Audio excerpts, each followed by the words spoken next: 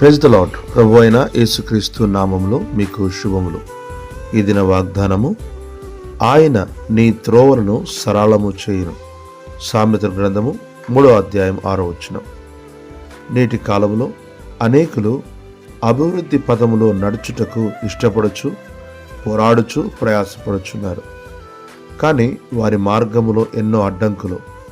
వాటిని ఎదిరించి కొందరు ముందుకు సాగగలిగితే, కొందరు ఏదో ఒక అడ్డంకిని బట్టి తొట్టుపాటు పడుచున్నారు.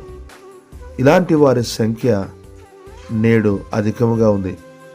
ఇలాంటి పరిస్థితుల్లో నీ ఎదుట ఒక రాజ్యమార్గం ఉంటే, ఆహా, ఇక మన ఆనందానికి, మన అభివృద్ధికి ఆటంకమే ఉండదు. అవును, మరి ఇది ఎప్పుడు జరుగుతుంది? ఇందుకు ఒకే ఒక అవకాశం, నీవు దేవుని అధికారమునకు అప్పగించుకోవటమే. మన మార్గములు ఏ దేవుని చేతిలో ఉన్నవో ఆ ప్రభువైనటువంటి దేవునికి నీ జీవితమును అప్పగించుకునడం ద్వారా నీ జీవితము విజయ పథములో నడిపించబడును. రాజైన కోరెషును దేవుడు ఏర్పరచుకునగా అతడు తన జీవితమును దేవునికి, ఆయన చిత్తానికి అప్పగించుకునను. కాబట్టి అతడు ఎదుట దేవుడు సరళమైన మార్గమును ఏర్పరచు. అట్లు అతడు ఎంతో అభివృద్ధిని సాధించను.